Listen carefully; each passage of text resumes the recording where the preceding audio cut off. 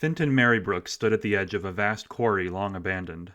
He had decided to venture out for a walk, for it was a cool night and his mind was restless. As he stood staring at the shell of what used to be a marvel of engineering, his mind wandered to one of the many tales he had collected over the years. He recalled Isadora, daughter of the dwarven king Brocknar. The story of how she saved her people from the clutches of an unfathomable horror had earned her a place in the halls of history. Of course, Finton hadn't been there, but he could imagine what it must have been like, based on the stories passed down through the dwarven people. The quarry was massive, but the pit in the center had originally led down to a hollow cavern where the dwarves built their first kingdom. Now, there was nothing more than rubble. The bars of an ancient prison are best left sealed. Finton wished he could walk through that cavern again with Kasra by his side. After all, she had been the one to create it. It was handcrafted, a passion project, during the cultivation of the realm. She had hoped that the children of the Eleuthian Titans would one day call it home, be they man, dwarf, elf, or something else entirely. The dwarven people called it Kasra's Deep, as a dedication to her, but they didn't really know her, not like he did. Finton looked up at the shattered moon in the night sky. "Perhaps tonight the story is for me," he said. Finton sat down with his legs dangling over the ledge and replayed the legend of Isadora's final stand in his mind.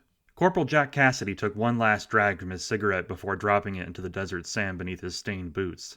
He stamped it out, his eyes squinting through the wavering heat mirages in the distance.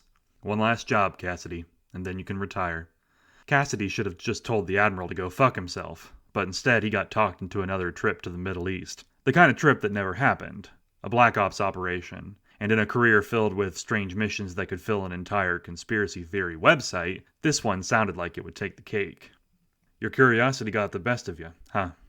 Cassidy chuckled at his own joke. He checked the safety of his M4A1 and turned around. Behind him was a desert cave carved by time and wind into the side of a mountain.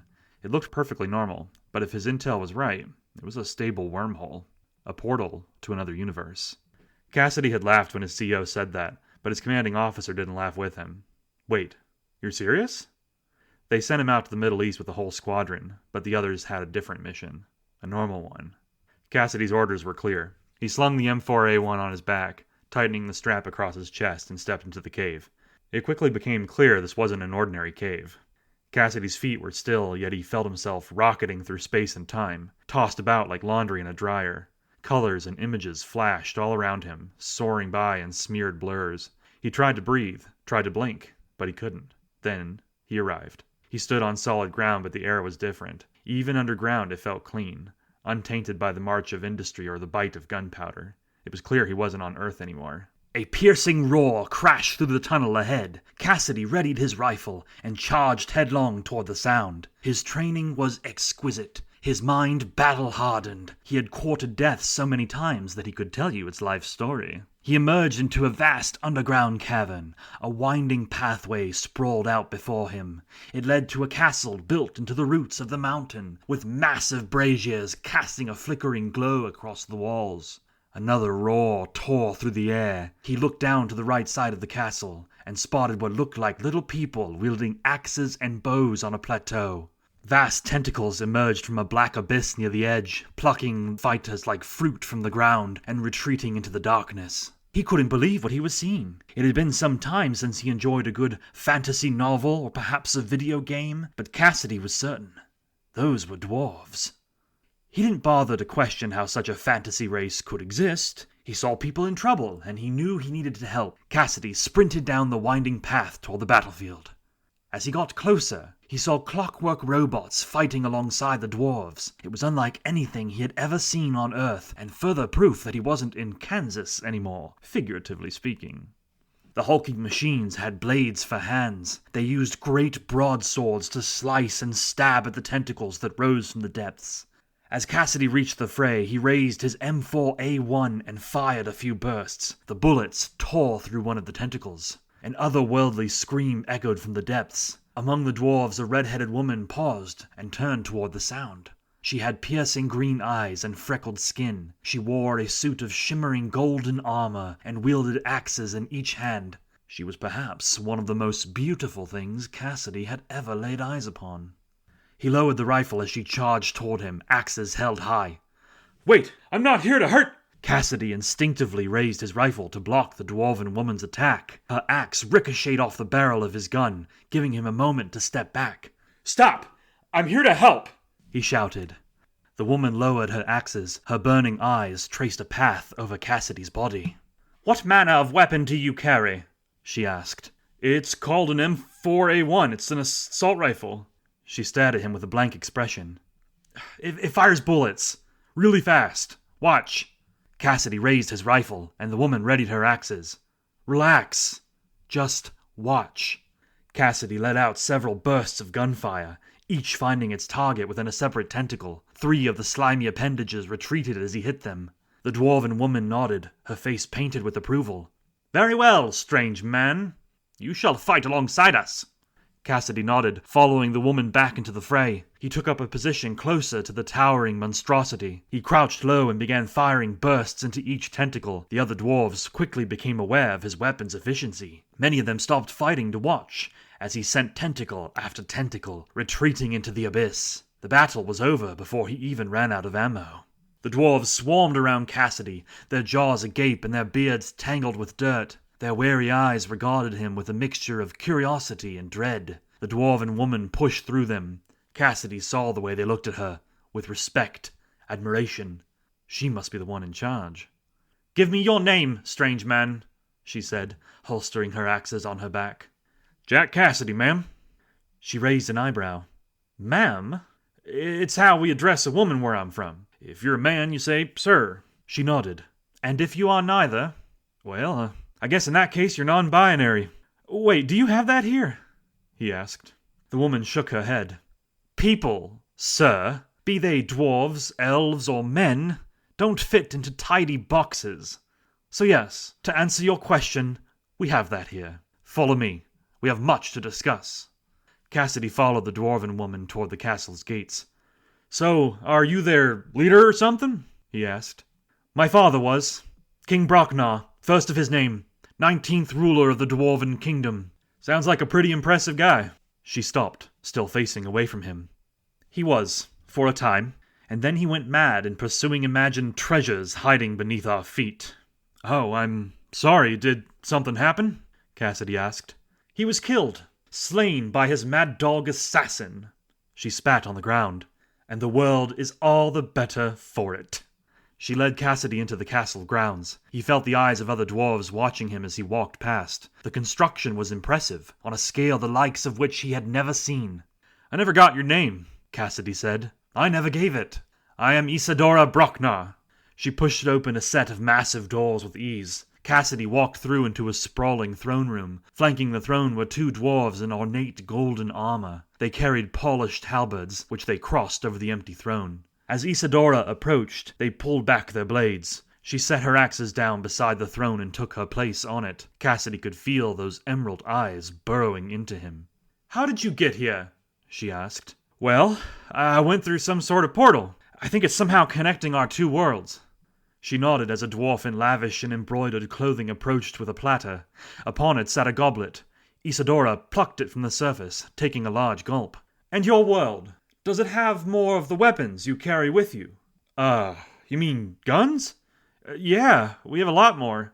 Isadora drank the rest of the liquid from the goblet and slammed it on the armrest of her throne. The sound echoed through the chamber.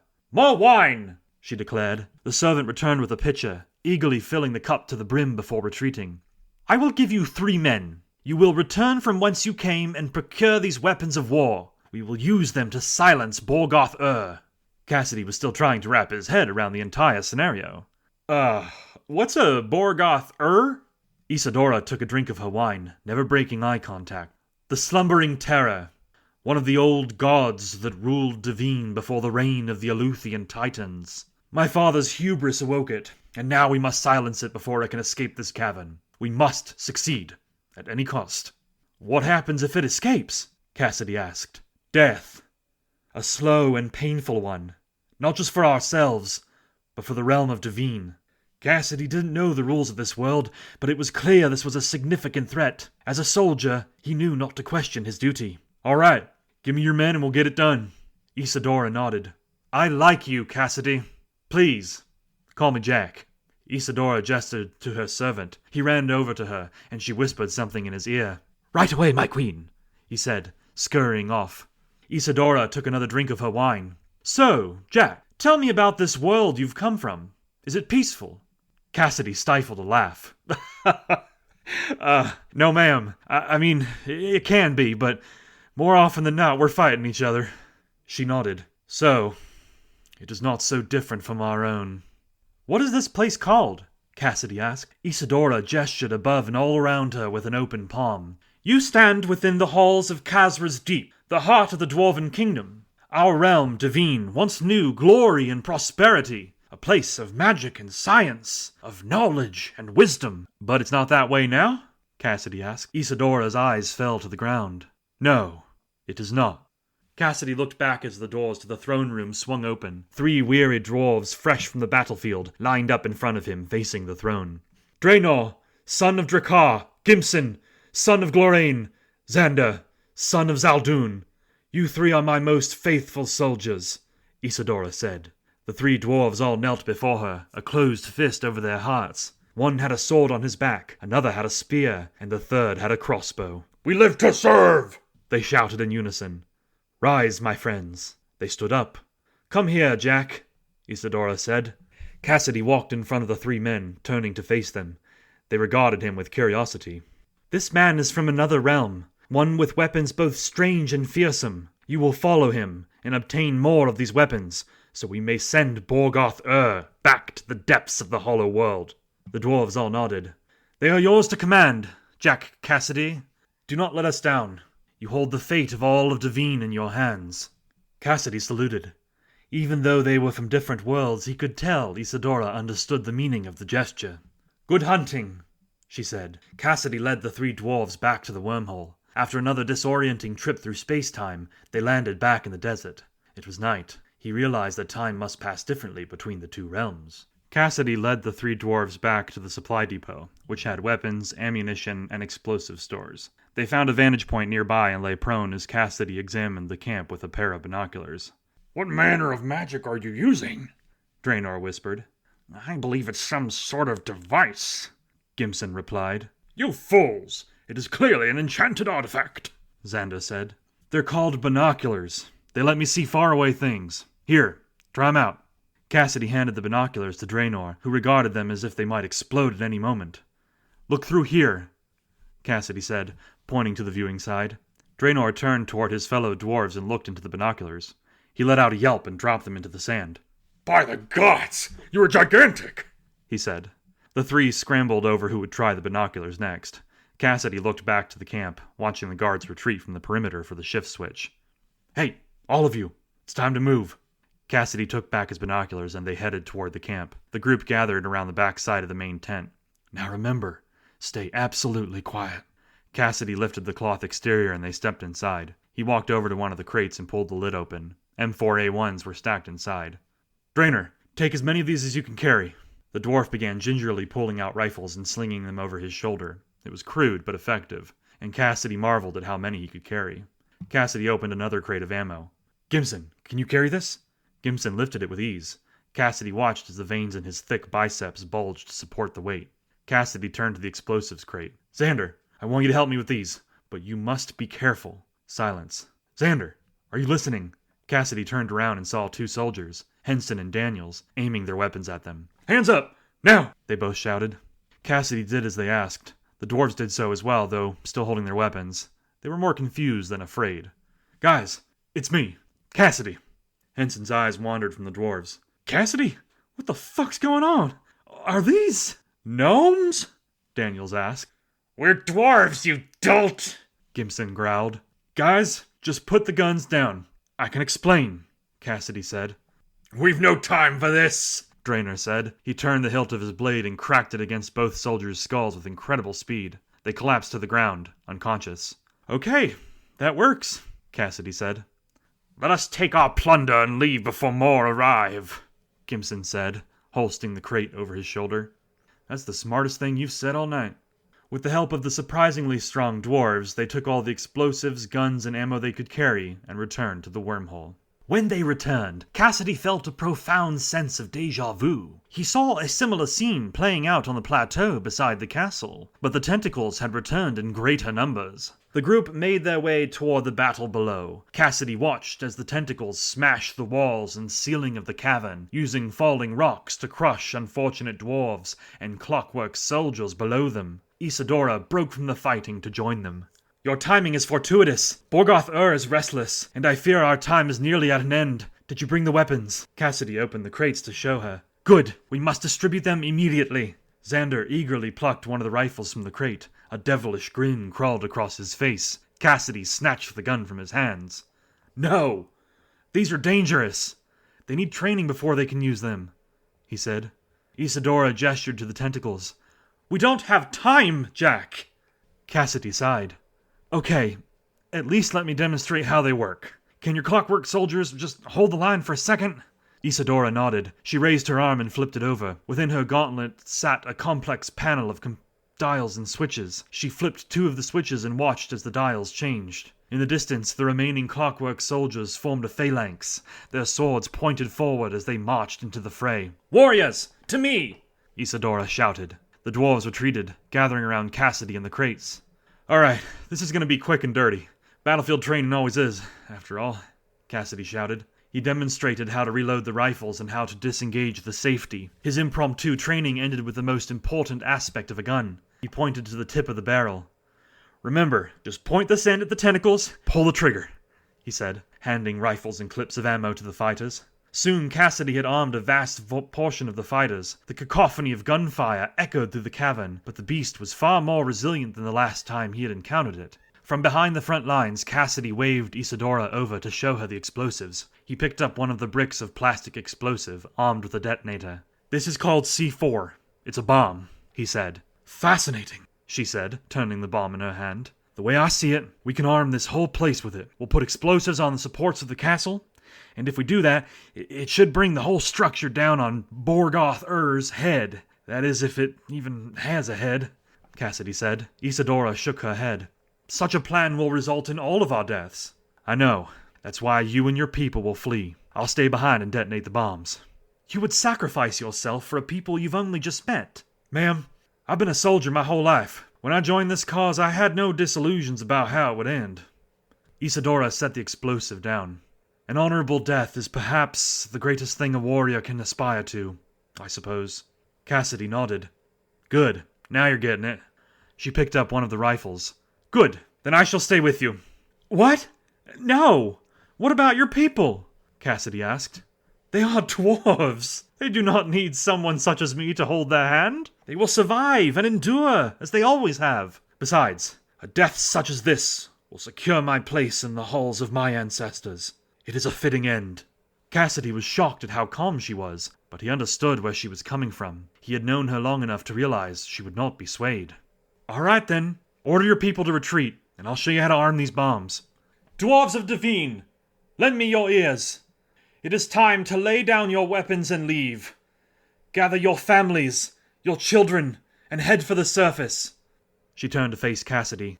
"The stranger and I will seal Borgoth tomb with his weapons of destruction." The men were visibly confused but obeyed their queen's orders. Cassidy demonstrated the process of arming the C4. He told her where to plant the bombs to collapse the castle, the plateau, and even the cavern itself. Cassidy didn't tell her, but he was guessing. He had no true experience in demolitions, but fortunately for them, they had a lot of explosives. As they placed the bombs, the people fled, and the beast beneath clawed its way upward with every passing second. The tentacles gave way to a body with shimmering black skin and eyes that protruded from all angles across the surface. Simply glancing at it sent a sharp pain through Cassidy's head. It was clearly not meant to be perceived. As the last of the dwarves left for the surface, Isadora and Cassidy stood with their backs facing the lurching horror known as the Slumbering Terror. "So, once I press this button, everything detonates," Cassidy said. She nodded. "And this will send Borgoth back to the depths of the world?" "It should." "Yes. These are powerful bombs." Isadora glanced behind her briefly. Cassidy saw her face sour at the sight of the thing. "Tell me, Jack, what do your people believe happens when you die?" Cassidy had to think about it for a moment. "Well, Some of us believe there's an afterlife. Others believe that nothing happens at all, that we cease to be. What do your people believe?" Isadora smiled. "We believe we are reunited with our lost ancestors and loved ones. They will greet us with open arms in an infinite banquet hall called Veneraheim. It offers endless food and wine, a fitting reward for a warrior's death."